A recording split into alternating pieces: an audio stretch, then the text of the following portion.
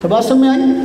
اب سمجھیں، جو کہتا ہے حضور نبی پاک صلی اللہ علیہ وسلم کی آل، حضور نبی پاک صلی اللہ علیہ وسلم کی اولاد اہل بیت ہے، میں اس کو مانتا ہوں، یہ نہیں مانتے، اس کی حقیقت بھی سمجھ لیں۔ انہوں نے اولاد کے اندر بھی من مانی تقسیم کر رکھی ہے، اولاد کے اندر بھی من مانی تقسیم کر رکھی ہے، پوری دنیا جانتی اور مانتی ہے۔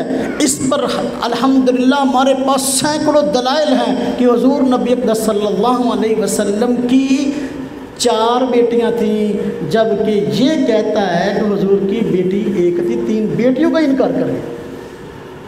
اب جو کہتا ہے کہ میں اہل بیت کو مانتا ہوں اور اہل بیت سے مراد حضور کی اولاد ہے، اب حضور کی اولاد کو کیسے مانتا ہے؟ 3 بیٹیوں کا انکار کر دے کہ 3 بیٹیاں حضور کی نہیں، حضور کی بیٹی ایک۔ عجیب بات، یہ دنیا کا عجوبہ ہے۔ کہتے ہیں نا یہ 5واں عجوبہ، یہ 6واں عجوبہ، یہ 7واں اور 8واں، تو یہ پتہ نہیں کتنے نمبر عجوبہ ہے کہ پہلے کہتا ہے کہ میں اہل بیت کو مانتا ہوں، پوچھا اہل بیت سے مراد کون؟ کہتا ہے حضور کی اولاد۔ ہم کہتے ہیں ٹھیک ہے، پھر اگر اولاد ہیں تو پھر جو حضرت ام کلثوم ہیں، حضرت رقیہ ہیں، حضرت زینب ہیں، حضرت فاطمہ ہیں، یہ 4 بیٹیاں حضور نبی پاک صلی اللہ علیہ وسلم کی ہیں، تو کس کو مانتا ہے؟ کہتا ہے میں تو فاطمہ کو مانتا ہوں، باقی 3 تو بیٹیاں نہیں۔ کیوں؟ اب یہ انکار کیوں کیا؟ میں بڑی بنیادی باتیں سمجھاتا ہوں تاکہ آپ اپنے اہل سنت والجماعت کے بنیادی نظریات پر قائم رہیں، کوئی بندہ آپ کو پریشان نہ کرے۔ کیوں انکار کیا کہ حضور کی 3 بیٹیاں نہیں ہیں؟ وجہ اس کی یہ وہی کہ ان کو صحابہ کرام سے عقیدت نہیں ہے۔ جس طرح امہات المومنین کا انکار کیا کہ وہ اہل بیت نہیں، اماں عائشہ اہل بیت نہیں، کیوں؟ ابوبکر صدیق کی بیٹی ہے۔ حضرت حفصہ یہ اہل بیت نہیں، یہ حضرت عمر فاروق کی بیٹی ہے۔ اب سوال ہے کہ پھر اور بیٹیوں کا انکار کیوں کیا؟ اس لیے کہ حضور نبی پاک صلی اللہ علیہ وسلم نے اپنی 2 بیٹیاں حضرت عثمان کے نکاح میں دی تھی۔ پہلے ایک بیٹی کا نکاح کیا اور وہ بیٹی ایک وقت تک نکاح میں رہی، پھر فوت ہو گئی، تو حضور نبی پاک صلی اللہ علیہ وسلم نے اپنی دوسری بیٹی کا نکاح حضرت عثمان سے کر دیا۔ کچھ عرصے کے بعد وہ بھی فوت ہو۔ جب بدر پر آپ جا رہے تھے، جنگ بدر کے لیے آپ جا رہے تھے، تو آپ کی وہ بیٹی بیمار تھی۔ حضرت عثمان رضی اللہ تعالیٰ عنہ اسی وجہ سے جنگ بدر میں شریک نہیں ہو سکے کہ بیوی بیمار تھی، تو آپ نے فرمایا کہ آپ انہی کی خدمت پر رہیں۔ تو جب واپس آئے تو حضور نبی پاک صلی اللہ علیہ وسلم نے بدری صحابہ کو جو مقام اللہ نے بیان کیا، ان کے لیے جو خوشخبریاں سنائیں، آپ نے اس کے اندر حضرت عثمان کو بھی شامل کیا کہ عثمان اپنے عذر کی وجہ سے نہیں جا سکے کہ ان کی بیوی بیمار تھی۔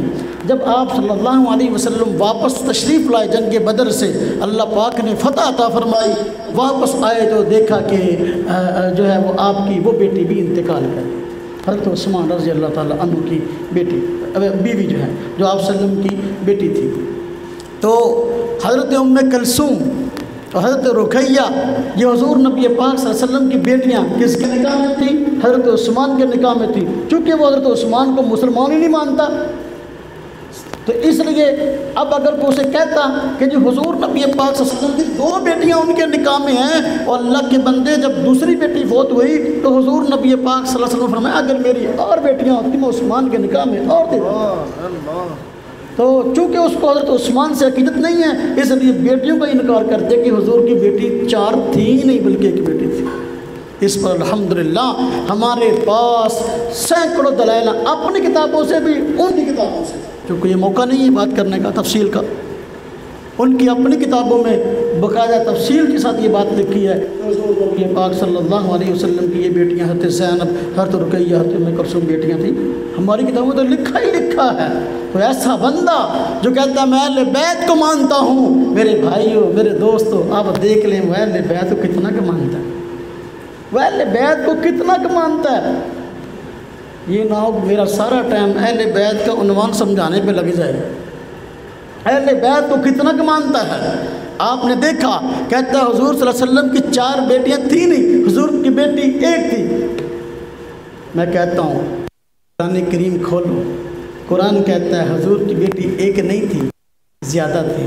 قرآن کھول لو، اگر قرآن پر ایمان ہے، قرآن کہتا ہے ہاں جی یا ایھا النبی کل ازواجکا و بناتکا، کیا فرمایا؟ یا ایھا النبی کل ازواجکا و بناتکا، اے نبی پاک صلی اللہ علیہ وسلم آپ فرمائیے نا اپنی ازواج، اپنی بیویوں کو اور اپنی بیٹیوں کو، و بناتکا، یہ بنات بنتن کی جمع ہے، بنت کہتے ہیں بیٹی کو، اس کی جمع بنات ہے، تو اس سے معلوم ہوا بنات کا لفظ استعمال کیا، بنتن کا لفظ استعمال نہیں کیا۔ اگر حضور نبی پاک صلی اللہ علیہ وسلم کی بیٹی ایک ہوتی تو قرآن میں یوں نہ کہا جاتا یا ایھا النبی کل ازواجکا و بناتکا، بلکہ کہا جاتا یا ایھا النبی کل ازواجکا و بنتکا۔ ہاں جی، تو بھائی اپنی بیویوں کو فرما دیجئے اور اپنی بیٹی کو فرما دیجئے۔ بنتکا، بنتکا کا لفظ نہیں ہے، بناتک کا، معلوم ہوا حضور کی بیٹیاں زیادہ تھیں۔ ایک بندہ مجھے کہنے لگا، کہتے ہیں کہ جی یہ بنات کا لفظ ہے تو جو امت ہوتی ہے، امت کی عورتیں یہ بھی تو حضور کی بیٹیاں ہیں، تو یہ مراد ہے۔ میں نے کہا اللہ تمہیں عقل دے، اگلا لفظ بھی سن لو، اگلا لفظ تو پڑھو۔ فرمایا یا ایھا النبی کل ازواجکا و بناتکا و نساء المؤمنین، کیا فرمایا؟ و نساء المؤمنین، کوئی دھوکہ نہ دے کہ حضور کی بیٹی تو ایک تھی تو بنات سے مراد امت کی عورتیں ہیں۔ فرمایا نا، اے نبی پاک صلی اللہ علیہ وسلم آپ فرما دیجئے اپنی بیویوں کو، اپنی بیٹیوں کو اور مسلمانوں کی عورتوں کو، مسلمانوں کی۔ معلوم ہوا قرآن نے وہ پتہ پہلے صاف کر دیا، اللہ پاک نے لفظ ہی قرآن پاک میں آیات کے ایسے لائے کہ پہلے اعتراض کا جواب دے دیا۔ الحمدللہ ہمارے ساتھ اہل و سنت والجماعت کے نظریات میں ہمارے ساتھ قرآن ہے، سب سے پہلے قرآن ہے۔ بات سمجھ؟ تو اہل بیت سے کون مراد؟ حضور نبی پاک صلی اللہ علیہ وسلم کے گھرانے کے افراد۔ تو اگر ہم اہل بیت کو نہ مانتے ہوتے، ہماری کانفرنس کا عنوان مقام اہل بیت نہ ہوتا۔ مقام اہل بیت کو عنوان رکھنا یہ اس بات کی دلیل ہے کہ ہم اہل بیت کے مقام اور مرتبے کو تسلیم کرتے ہیں، اور ہم پورے اہل بیت کو مانتے ہیں، وہ ادھورے اہل بیت کو مانتے ہیں، پھر بھی کہتے پھرتے ہیں کہ اہل بیت کو تو ہم تعلق تو ہمارے ساتھ ہے، ان کا ان کے ساتھ تعلق ہی نہیں۔ اہل سنت والجماعت الحمدللہ ان کا دامن کسی کے بارے میں بدگمان نہیں ہے، اور دامن نپاک نہیں ہے، نہ صحابہ کرام کے بارے میں نہ اہل بیت کے بارے میں۔